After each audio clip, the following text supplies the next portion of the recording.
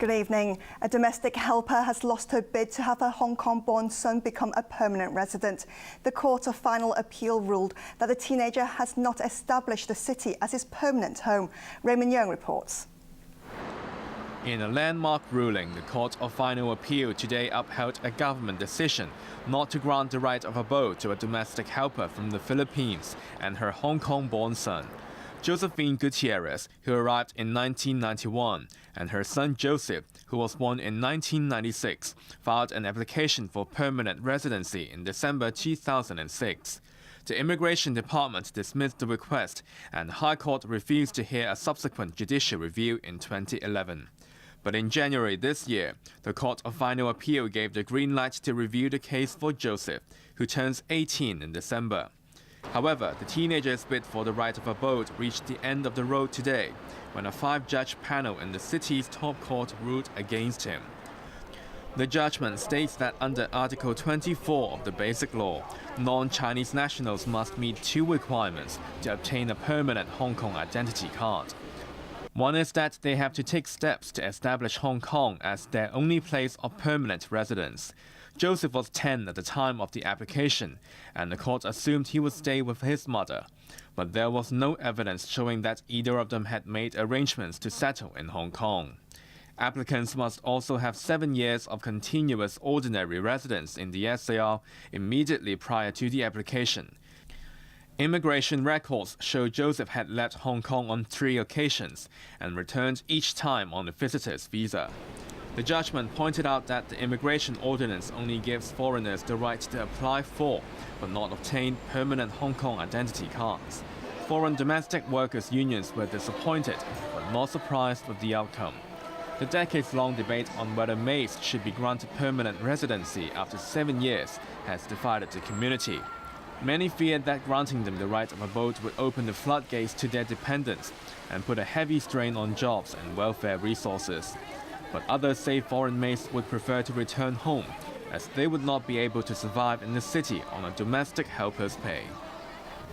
The Federation of Students has vowed to continue trying to raise awareness about political reform, even if the police reject its request to hold rallies outside campus. Emily Siu reports.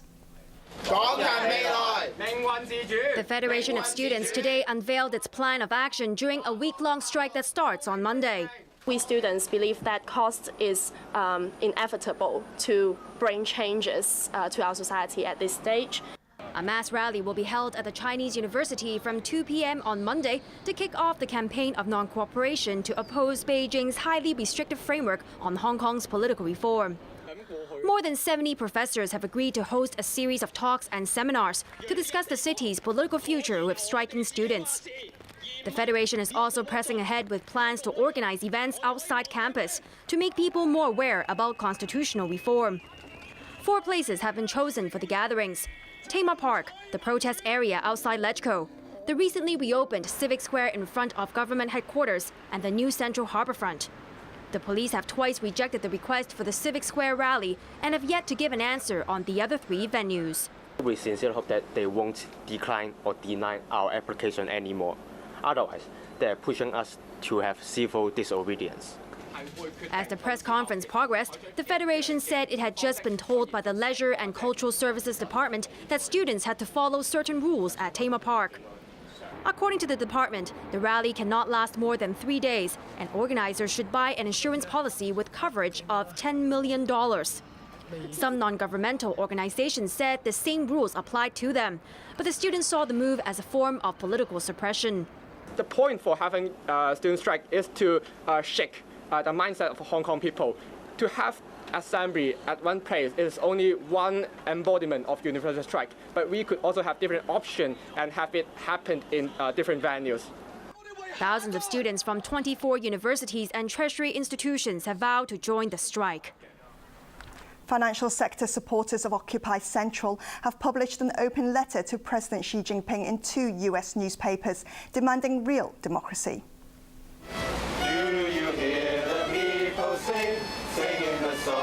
Civic Party leader Alan Leung and Occupy Central supporters from the finance and banking sector sang for democracy near Exchange Square in Central this afternoon. They modified the lyrics of a popular song from the musical Les Miserables to express their anger over the tight parameters set by Beijing for universal suffrage in Hong Kong.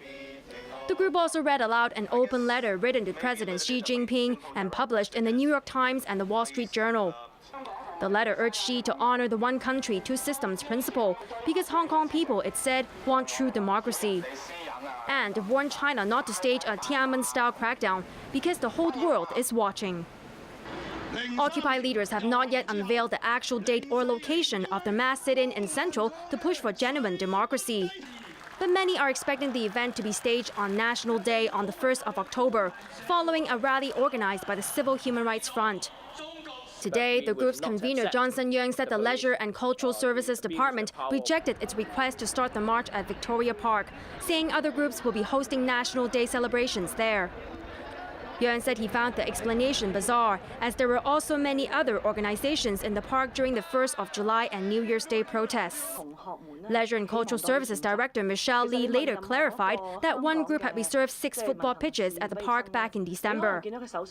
She dismissed claims of a political motive behind the rejection, saying 2 other associations were also denied access. The police said the front's request is still being considered, but even if it's approved, the rally may not be able to start at Victoria Park because the venue has already been booked. Yeung said the front has a plan B, which will be revealed later on. The government plans to tighten the laws to prevent a repeat of the gutter oil scandal that has rocked both Hong Kong and Taiwan. The food sector will be banned from using recycled or substandard oil. Winner Wong reports. The gutter oil scandal erupted in Taiwan earlier this month after hundreds of food factories, bakeries, and restaurants were found to have used oil recycled from kitchen and industrial waste. As health authorities in Hong Kong scrambled to find Taiwanese products made with the tainted oil, it emerged that a Hong Kong company had sold lard unfit for human consumption to a Taiwan supplier at the center of the scam. 3 people from the Hong Kong firm Global Way were arrested amid claims that the labels on the industrial use lard were switched. With Hong Kong's reputation shattered, the government decided to act. Before leaving for Beijing this morning for a food safety conference, Health Minister Ko Wing-man outlined the plan to tighten laws in the food sector, including restaurants. They cannot use substandard oil or recycled cooking oil as the ingredient for all Hong Kong manufactured edible oil. We will also require importers of edible oil to Hong Kong to produce a certificate issued by the origin country or place. The government also wants restaurants and food factories to send used cooking oil only to recyclers designated by the Environmental Protection Department.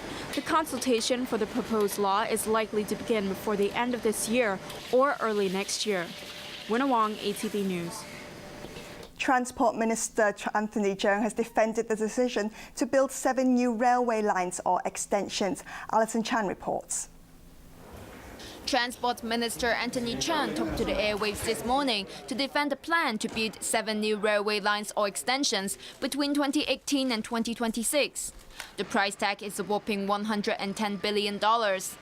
But critics say the government may be overstretching itself because the MTRC's current expansion projects are already facing delays and cost overruns. But Cheung said the new projects are smaller in scale than the existing ones. He also said the government had considered the financial benefits of the new lines. Skeptics have questioned where the city will find people to build the new lines, saying there's already a shortage of about 10,000 construction workers. When asked whether the government will import labor, the transport minister said as construction will take place in phases, there could be enough workers. He made it clear that the railway network has to expand to keep up with demand. Railways already carry 45% of the city's travelers and commuters. Cheung added that the plans are at the preliminary stage and details will have to be fleshed out. It still has to be decided whether the MTRC will build any of the new lines or extensions. Alison Chan, ATV News. Hong Kong's biggest corruption trial continued today, with the High Court hearing that former Chief Secretary Raphael Hui was offered a higher annual salary than that stated in his contract. Winner Wong reports. Thomas and Raymond Kwok, co-chairman of Sanongkai Properties, and former Chief Secretary Raphael Hui arrived at the High Court this morning for the 80th day of their corruption trial. Today, the highlight was on Hui's salary while he was working as a consultant for Sanongkai Properties during the early 2000s. Hui said Thomas Kwok had offered him an annual salary of $15 million plus accommodation and office space. Kwok allegedly told Hui that he would pay the difference if Sanongkai was unable to provide him $15 million. Thomas Kwok is alleged to have told Hui not to talk about their deal because his two brothers, Walter and Raymond, would object. In November 2003, before Hui had signed a contract with Sanongkai, Thomas Kwok wrote a check for $3 million and told Hui they could discuss the details later. In the end, Hui claims he signed a contract listing his annual salary as $4.5 million. Although it was less than the $15 million promised, Hui signed the contract because Thomas Kwok had already given him the first $3 million. The court also heard Hui say that a few days after former Chief Executive Tong Chi-hwa announced his resignation, he received a call from Donald Tsang. Tsang apparently said Beijing had decided that he would be the next chief executive, and he had nominated Hui to succeed him as chief secretary. Hui said he was originally reluctant, but accepted the offer after considering it for a few days. The trial continues. Winna Wong, ATV News. Overseas, Scotland is deciding today whether it should end its long union with England. The British government has not been pleading with the Scots not to leave, but many say they're fed up with England pulling the strings. Ben O'Rourke reports. Residents of Edinburgh woke up to a gloomy morning with fog filling the air, many of them a little earlier than usual with a specific purpose in mind. 7 o'clock, we are now open for business. After months of hype and hysteria, today's the day Scots decide whether they should split from the United Kingdom after more than 300 years. I've come from a position of being a no voter, but the shift to yes has come through hope for the future, through the very real risk, as I see it, of staying where we are. The rise of the right in the rest of the UK is quite disturbing. At stake are financial rewards Scotland currently enjoys, and even more are being promised by London in return for a no vote. But many Scots are sceptical about the British government's pledges of economic incentives and greater autonomy. No, I don't believe it. Don't think anybody up here believes anything they tell us. Absolutely nothing. With so much obvious scepticism, politicians from south of the border have had to resort to pleading with Scotland to stay. I know that Conservatives across the United Kingdom, just as Labour and Liberal Democrat voters across the United Kingdom, will be saying it's your choice, but be in no doubt, we'd like you to stay. Meanwhile, the Yes camp has had no trouble drumming up nationalistic pride and support. Independence is not a magic wand. Are there things that go wrong for any nation? Yes, of course there are. Are there challenges to overcome? Undoubtedly. But my question is this: who better to meet these challenges for this nation than the people who live and work in this nation? While some polls show a close race, out on the street it seems pro-independence supporters outnumber their rivals in the passionate debate. Some are concerned about the impact on business. I think leaving the union will be very bad for business. I think there's prosperity and opportunities in a greater entity. For others, the benefits of a breakup are political. I voted yes. I want a Scotland that doesn't have Trident. I want a Scotland that doesn't get involved in illegal wars. I want a Scotland that doesn't have benefits and equities like the bedroom tax, that doesn't have the level of sanctions that people are struggling with. But even at the 11th hour, there are still many who have no idea how to vote. It's worrying, but it's such a huge decision to make, and we all need to take our vote very, very seriously, so I'm still really don't know what I'm going to do. Across the Atlantic, US President Barack Obama voiced his support for the Union in a Twitter message, but his apparent support for the status quo of the United Kingdom is controversial. In June, during a press conference with Cameron, he urged Scots to stay in the UK. It was later revealed that not only did the British government ask him to make the statement on Scotland, but Downing Street told the BBC to ask the question that prompted his comment. Ben O'Rourke, ATV News. China and India have signed landmark deals that will see Beijing investing billions in Indian infrastructure over the next 5 years. Joyce Wu reports. Accompanied by his wife, President Xi Jinping arrived in the Indian capital Delhi today on the second day of his 3-day visit, aimed at boosting ties between the world's two most populous nations. He was given a ceremonial welcome at the presidential palace. Following talks, China and India signed 12 agreements, one of which will see Beijing investing $20 billion in Indian infrastructure over 5 years. The deal includes upgrading India's aging railway network. China and India are the world's two largest developing countries and emerging markets, she said. Therefore, our relationship has strategic and global significance. She added that China is determined to resolve differences over its shared border with India. Indian Prime Minister Narendra Modi echoed the sentiment, saying that peace on the frontier is vital. While in Delhi, she visited a memorial to Mohandas Gandhi to pay homage to India's independence leader. China is one of India's top trading partners. Two-way trade totaled $65 billion last year, but both countries hope to push it to $100 billion by next year. Joyce Wu, ATV News. Sports news. America's National Football League is back in the spotlight for all the wrong reasons after another player was arrested for domestic violence. Arizona Cardinals' Jonathan Dwyer was taken away in handcuffs as he became the latest National Football League player to be arrested on suspicion of domestic violence. The 25-year-old running back has been charged with allegedly assaulting a 27-year-old woman and their 18-month-old child in July. Few details were given, but one of the charges states that the woman suffered a fracture. Dwyer was also accused of throwing a shoe at the toddler, assault and preventing someone to phone the emergency services. The victim fled the state with their child in common, alleging safety concerns for herself. Our Family Investigations Unit have been seeking out-of-state medical records, conducting interviews with witnesses, and ultimately developed cause today to arrest Jonathan Dwyer.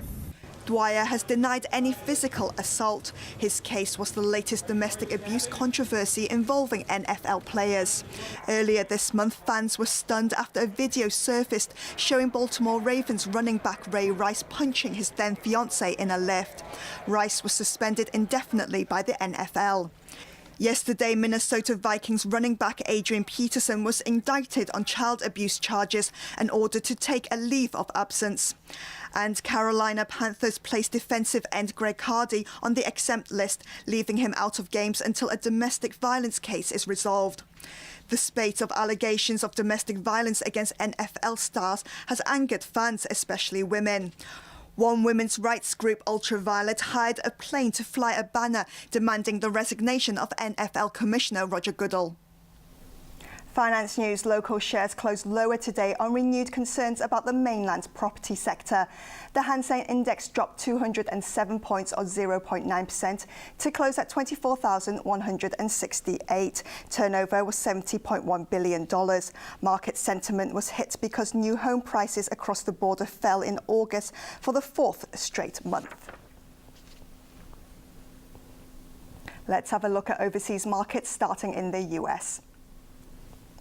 The Dow Jones is up 83 points.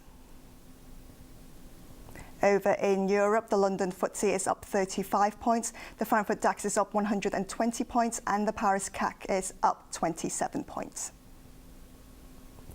Let's have a look at the US dollar exchange rate. It's 1.29 to the euro, 1.63 to the sterling, and 108 Japanese yen against the US dollar. Time to check your Mark 6 tickets. Here are tonight's winning numbers: 6, 16, 20, 25, 27, 45, and the extra number is 29. The weather forecast for the next few days: very hot tomorrow with some isolated showers. Temperatures will range from 27 to 33 degrees. Cloudy with a few rain patches over the weekend and turning slightly cooler next week. Here's a look at the weather around the world.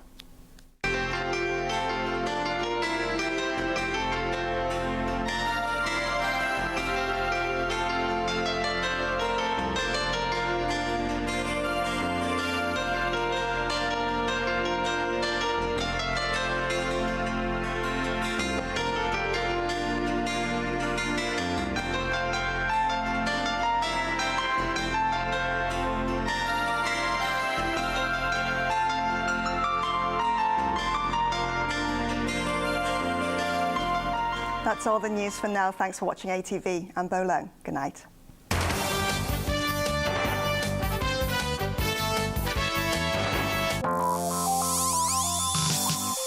Coming up, Life's a Beach.